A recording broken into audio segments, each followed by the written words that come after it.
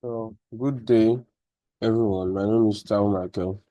I'm a 300 level student currently taking industrial training for Think Cyber from Think Cyber. So I'll just be going through what we learned in our previous topic, in our last topic, yes, which is Pythons, and I'll just go through the labs.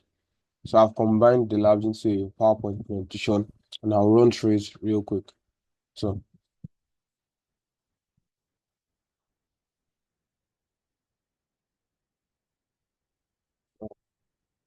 I'll start with lab one.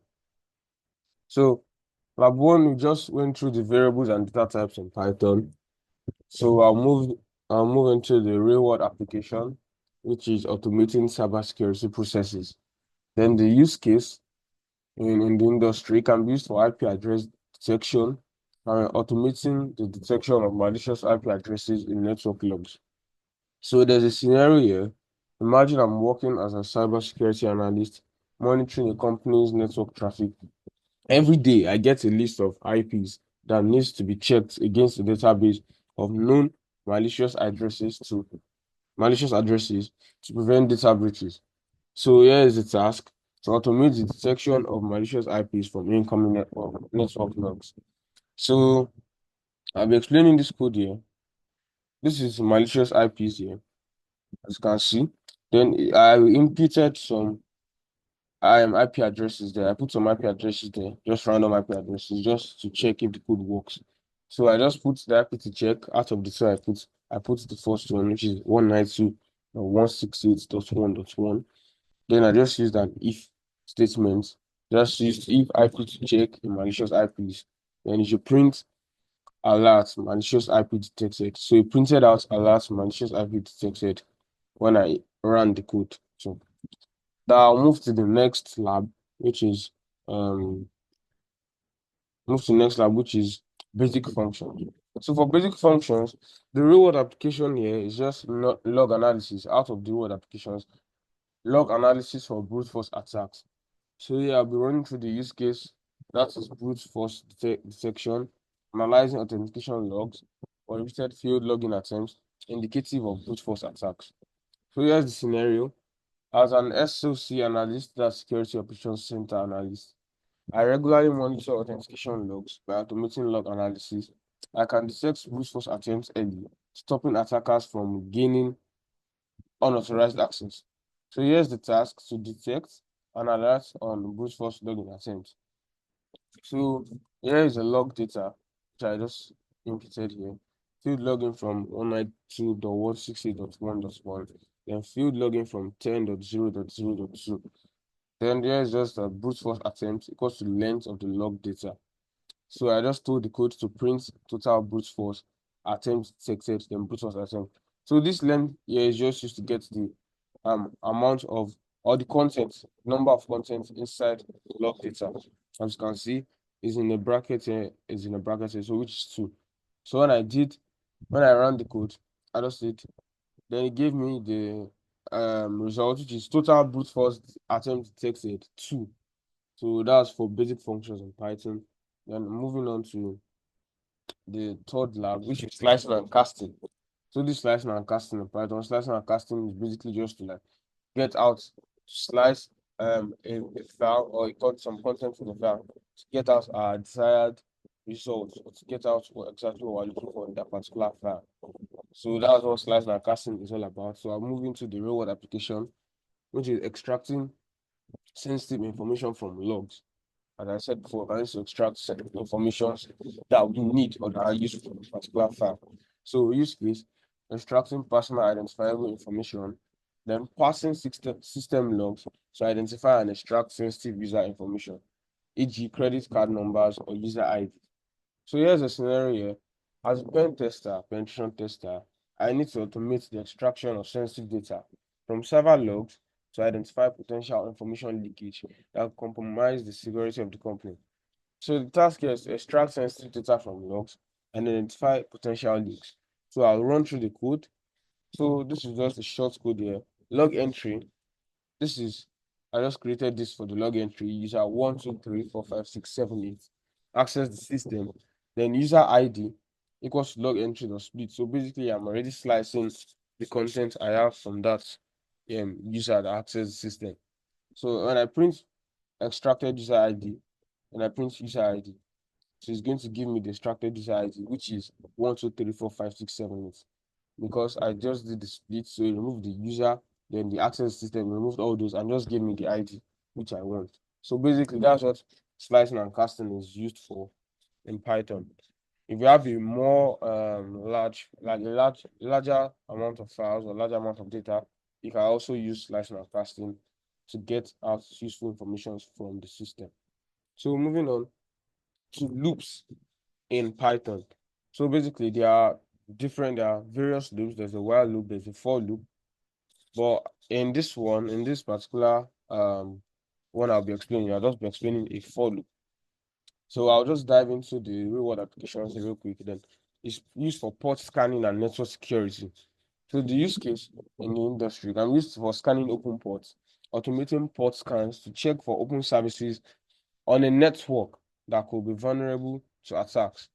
So the scenario here is, as a network security engineer, I would perform regular vulnerability assessments by scanning open ports. Python helps automate these checks, saving time and allowing for better detection of exposed services. So the task here is to perform regular port scans on network devices. So this is a Python code. Then I performed a network scan in this particular code. First, I did the import socket. Then I used the for loop for port in range 20, 25. So that's basically telling my code to check for any open port between port 20 and port 25. Then S equals to socket dot socket, then bracket socket dot AF underscore inet, then socket dot sockstream. So that's the sockets I'll be telling you to check for the open port between 20 and 25. Then the result should be this IP address, then port. So if the result is equals to 0, then you should print port is open. But if not, you should just close it. So the result was actually equals to 0. Then it printed out port 21 is open. So that will be all for loops.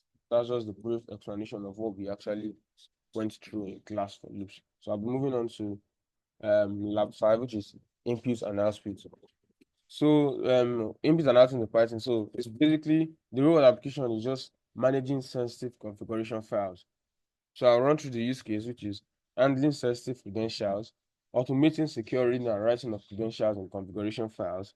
Then I'll go to the task, which is securely manage configuration file contents. That's the task under input and output.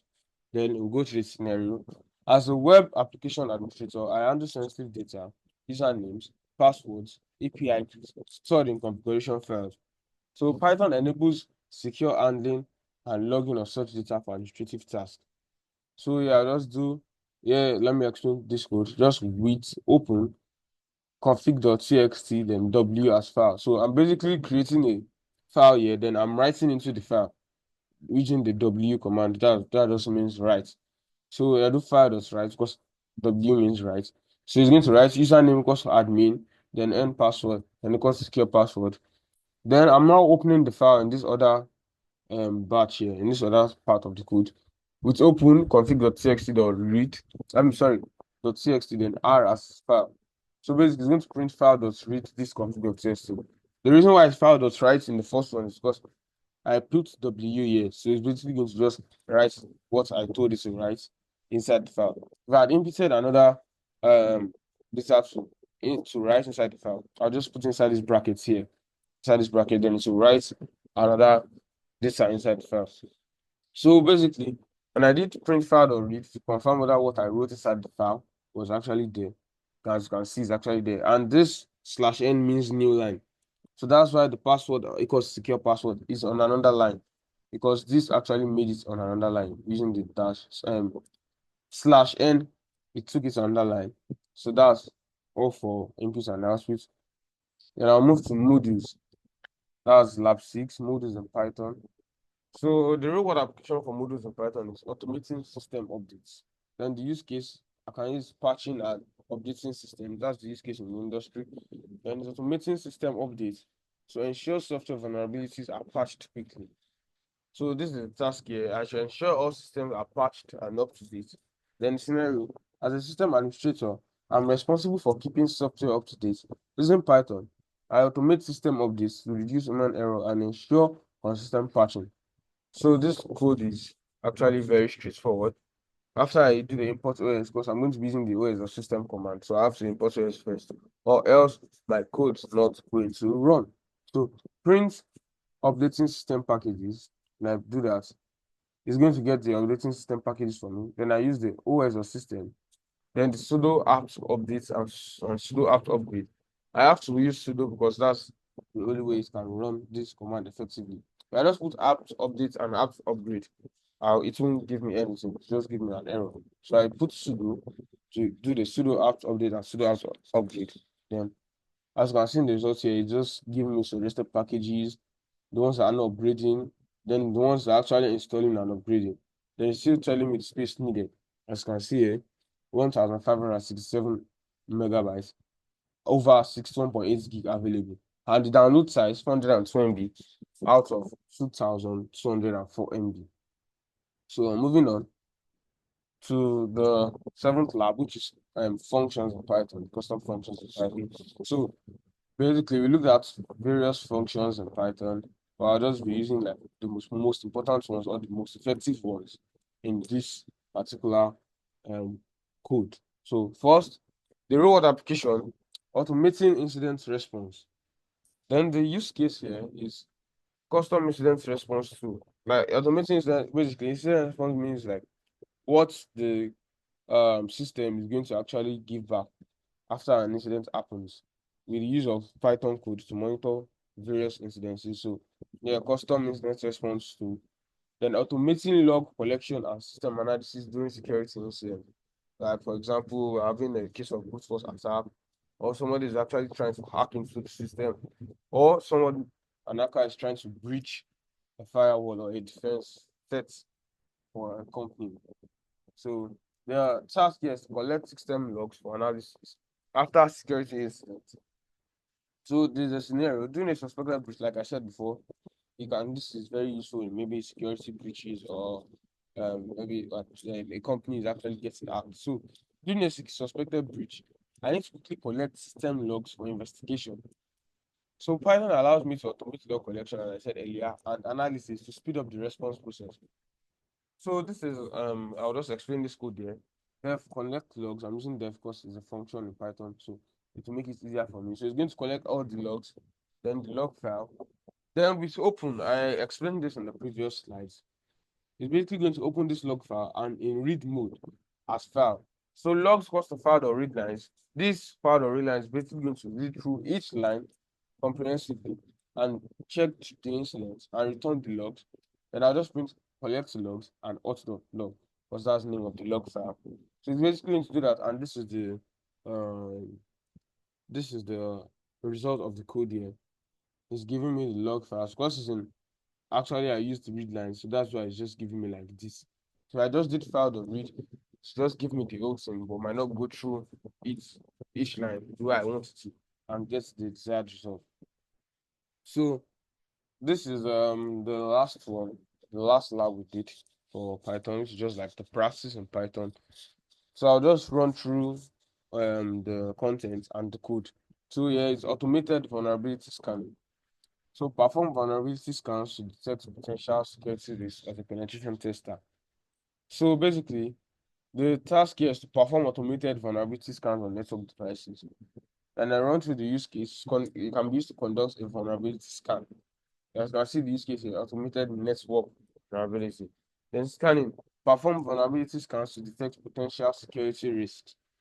So as you can see, this is just performing a network. I'm scanning network for vulnerabilities here. As I said earlier, you have to import OS before you can use the OS or system command. So I imported OS, then I did print scanning network for vulnerabilities. Then OS the system, nmap, then this, then the ports, which is 443. So there are three ports here, port 22, port 80, and port 443. Then this IP address. So it's basically going to scan the network. As you can see, it started scanning the network. It wrote scanning, then starting. Then nmap scan report for this IP address. Then host is up to this. Then ports, the state of the port and the service version. As you can see, the state of the port for 22, and the port is 22, then TCP. Then it's closed. That's the current state of the port because I ran the network scanning for vulnerability. So it's going to give me in details. So it's closed. Then this is SSH here. That's the service of the port. Then 80 closed. And the service of the port is hypertext transfer protocol. Then 443 closed. And the service of this is hypertext transfer protocol secure. Then it's now still telling me the result of code. It's still telling me that service detection performed. Please report any incorrect results at this nmap.org.submit. Then nmap done, then one IP address, one host hop, then scanned, and it's going to give me the number of seconds scanned. So I've come to an end of what we actually did, and for the Python, basics, So this is all. Thank you so much.